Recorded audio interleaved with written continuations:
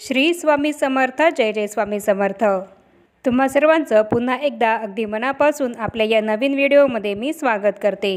दिवाळी झाल्यानंतर कार्तिक महिन्यामध्ये प्रबोधिनी एकादशी म्हणजेच कार्तिकी एकादशी ही येत असते आणि याच कार्तिकी एकादशीला भगवान श्रीहरी विष्णू हे योग निद्रेतून जागे होत असतात आणि म्हणूनच या एकादशीला भगवान श्रीहरी विष्णूंची आपल्याला सेवा आणि पूजाही करायची असते. आणि आजच्या या व्हिडिओमध्ये मी तुम्हाला सांगणार आहे की या कार्तिकी म्हणजेच प्रबोधिनी एकादशीला आपल्याला काय करायचे आहे आणि काय करायचे नाही आहे. त्याचप्रमाणे आपल्याला या कार्तिकी एकादशीला असे कोणते उपाय करायचे आहेत जे केल्याने आपल्या धनसंपत्तीमध्येही वाढ होणार आहे, त्याबद्दल संपूर्ण माहिती मी तुम्हाला या व्हिडिओमध्ये देणार आहे. आणि म्हणूनच हा महत्त्वपूर्ण व्हिडिओ तुम्ही शेवटपर्यंत नक्की बघा. आणि हो, चॅनलवर जर पहिल्यांदाच आला असाल तर चॅनलला जरूर सबस्क्राईब करा. चला तर मग आता जास्त वेळ न घालवता आपण आपल्या आजच्या या व्हिडिओला सुरुवात करूया. आणि सर्वात आधी आपण जाणून घेऊया की आपल्याला प्रबोधिनी एकादशीच्या दिवशी काय करायचे आहे आणि काय करायचे नाही आहे. आपल्या हिंदू धर्मामध्ये प्रबोधिनी एकादशीला विशेष असं महत्त्व आहे आणि आपल्या हिंदू धर्माच्या दिनदर्शिकेनुसार कार्तिक महिन्यातील शुक्ल पक्षातील एकादशी तिथीलाच आपण प्रबोधिनी एकादशी असं म्हणत असतो. आणि त्याचप्रमाणे आपण या एकादशीला देव उठणे एकादशी असं सुद्धा म्हणत असतो. या एकादशीपासून चातुर्मास हा संपत असतो आणि या एकादशीनंतर शुभ कार्यालाही सुरुवात होत असते. आपल्या हिंदू धर्म ग्रंथानुसार प्रबोधिनी एकादशीच्या दिवशी सृष्टीचे निर्माण करता भगवान श्रीहरी विष्णू हे 4 महिन्यांनी योगनिद्रेतून जागे होत असतात आणि पुन्हा सृष्टीची जबाबदारी हे स्वीकारत असतात. देवशयनी एकादशीपासून तर या कार्तिकी एकादशीपर्यंत या सृष्टीची जबाबदारी श्रीहरी विष्णू हे भगवान शंकरांवर सोपवून योगनिद्रेमध्ये जात असतात. आणि या कार्तिकी एकादशीला श्रीहरी विष्णू हे योगनिद्रेतून जागे होतात आणि सृष्टीचा कारभार हा सांभाळतात आणि भगवान श्री शंकरांना या जबाबदारीतून मुक्त करतात. एकादशी तिथी ही भगवान श्रीहरी विष्णूंना समर्पित आहे आणि या दिवशी नियमानुसार आपण भगवान श्रीहरी विष्णू आणि माता लक्ष्मींची सुद्धा पूजा करायची असते. शास्त्रानुसार प्रबोधिनी एकादशीच्या दिवशी तुळशीचे पाने तोडू नये असं सांगण्यात आलं आहे. त्याचप्रमाणे अजून आपल्याला या दिवशी काय करायचे आहे आणि काय करायचे नाही आहे याचे काय नियम आहेत ते आता आपण बघूया. तर त्यामध्ये या एकादशीला प्रबोधिनी एकादशीला आपल्याला काय करायचे नाही आहे ते आपण सर्वात आधी बघूया. तर प्रबोधिनी एकादशीला आपल्याला तुळशीची पानेही तोडायची नाही आहेत. तुलसी माता ही भगवान श्रीहरी विष्णूंना अत्यंत प्रिय असल्याने या दिवशी आपल्याला तुळशीची पानेही तोडायचे नसतात. आणि पूजेसाठी जी आपण तुळशीचे पानं भगवान श्रीहरी विष्णूंना अर्पण करणार असू ती आपल्याला आदल्याच दिवशी तोडून घ्यायची असतात. प्रबोधिनी एकादशीनंतर दुसऱ्याच दिवशी भगवान श्रीहरी विष्णूंच्या रूपाचे म्हणजेच शाळीग्राम या रूपाचे माता तुळशीची लग्न हे होत असते आणि म्हणूनच या एकादशीला आपल्याला तुळशीचे पानं तोडणे हे वर्ज्य आहे. त्याचप्रमाणे या दिवशी आपल्याला तामसिक गोष्टींचे सेवन हे करायचे नाही आहे. एकादशी तिथीला आपल्याला सात्विक भोजन हे करायचे आहे. तसं तर या कार्तिकी एकादशीला सर्वांनी उपवास हा करायचा असतो आणि जर तुमच्याकडनं उपवास हा होत नसेल तर त्या दिवशी तुम्हाला साधे अन्न हे खायचे आहे. या दिवशी मांस, मद्य आदींचे सेवन हे चुकूनही करायचे नाही आहे. त्याचप्रमाणे या एकादशीच्या दिवशी तांदूळाचे सेवन हे आपल्याला चुकूनही करायचे नाही आहे. एकादशीला तांदळापासून बनलेल्या भाताचे सेवन हे करायचे नसते. असं मानलं जातं की तांदूळ सेवन केल्याने माणसाला पुढच्या जन्मी रांगणाऱ्या प्राण्याचा जन्म हा मिळत असतो.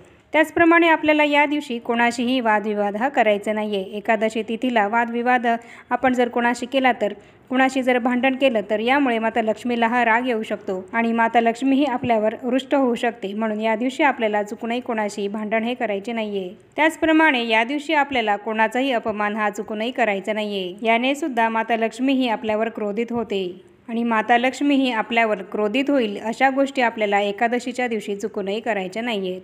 तर आता आपल्याला एकादशीच्या दिवशी काय करायचे आहे याबद्दल आपण जाणून घेऊया. या प्रबोधिनी एकादशीला गंगेमध्ये स्नान करण्याला अनन्यसाधारण असं महत्त्व दिलं गेलं आहे. पण आपल्याला प्रत्येकालाच गंगेमध्ये स्नान करायला काही शक्य नाही.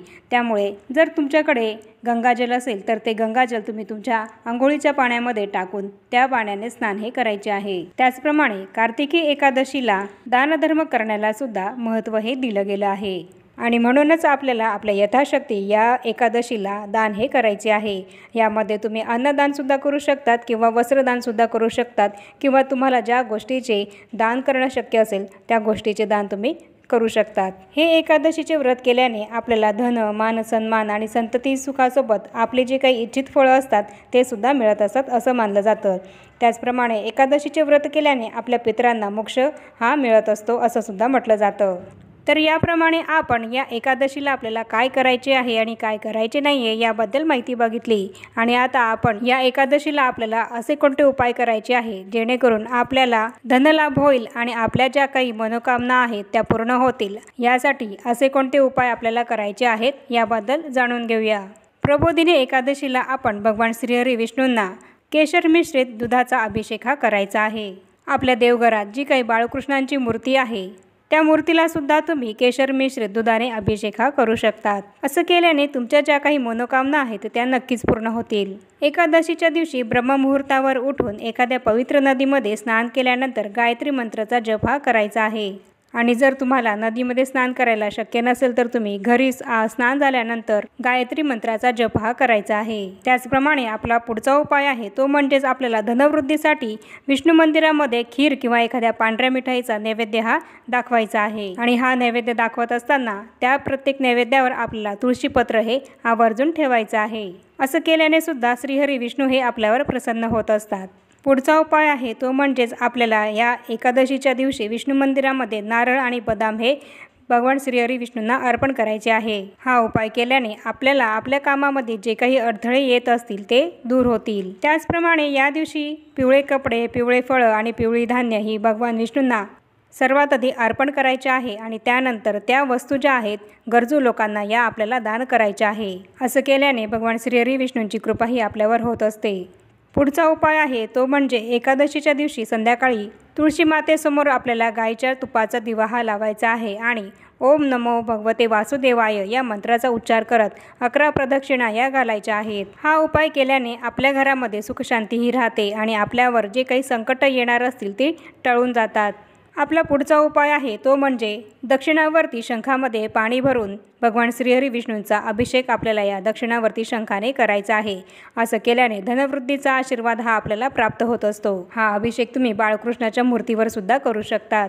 आपला पुढचा उपाय आहे तो म्हणजेच कर्जमुक्तीसाठी। कर्जापासून मुक्ती व्हावी यासाठी आपल्याला या दिवशी पिंपळाच्या झाडाला पाणी घालायचे आहे आणि संध्याकाळी या झाडाखाली आपल्याला शुद्ध गाईच्या तुपाचा दिवा लावायचा आहे। पिंपळाच्या झाडामध्ये श्रीहरी विष्णूंचा वास असतो आणि एकादशीच्या दिवशी आपण जर पिंपळाच्या झाडाला पाणी घातले आणि त्या झाडासमोर जर गाईच्या तुपाचा दिवा लावला तर भगवान श्रीहरी विष्णू आपल्यावर प्रसन्न होत असतात। आपला पुढचा उपाय आहे तो म्हणजेच आपण जेव्हा एकादशीच्या दिवशी भगवान श्रीहरी विष्णूंची पूजा करू तेव्हा आपल्याला भगवान श्रीहरी विष्णूंच्या फोटोसमोर काही थोडे पैसे ठेवायचे आहे आणि पूजा झाल्यानंतर ते पैसे आपल्याला तिथून उचलायचे आहे आणि त्यानंतर ते आपल्या पर्समध्ये ठेवायचे आहे किंवा आपण ज्या ठिकाणी आपले पैसे ठेवत असू त्या ठिकाणी ठेवायचे आहे। याने सुद्धा धनलाभ होण्याची आपल्याला शक्यता असते। त्याचप्रमाणे पुढचा उपाय आहे जर विवाह जुळण्यामध्ये अडथळे येत असतील तर एकादशीच्या दिवशी केशर, केळी आणि हळद दान करायचे आहे। प्रबोधिनी एकादशीच्या दिवशी जर केशर, केळी किंवा हळद आपण एखाद्या गरजू व्यक्तीला दान केले तर विवाह जुळण्यामध्ये जे काही अडथळे येत असतील ते नक्कीच दूर होतात। तर असे हे छोटे छोटे उपाय आहे जे आपल्याला प्रबोधिनी एकादशीच्या दिवशी करायचे आहे। फक्त हे उपाय करताना आपल्याला आपल्या मनामध्ये पूर्ण श्रद्धा ठेवायची आहे। पूर्ण श्रद्धेने हे उपाय आपल्याला करायचे आहेत। तर याप्रमाणे आजच्या या व्हिडिओमध्ये मी तुम्हाला सांगितले आहे की प्रबोधिनी एकादशीच्या दिवशी आपल्याला काय करायचे आहे आणि काय करायचे नाही आहे। त्याचप्रमाणे आर्थिक प्रगतीसाठी आपल्याला कोणते उपाय या प्रबोधिनी एकादशीच्या दिवशी करायचे आहेत, तसंच आपल्या ज्या काही मनोकामना आहेत त्या पूर्ण होण्यासाठी आपल्याला कोणते उपाय करायचे आहेत याबद्दल संपूर्ण माहिती मी तुम्हाला या व्हिडिओमध्ये दिली आहे।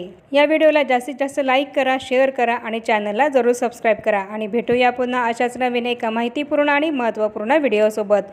तोपर्यंत सर्वांना श्री स्वामी समर्थ।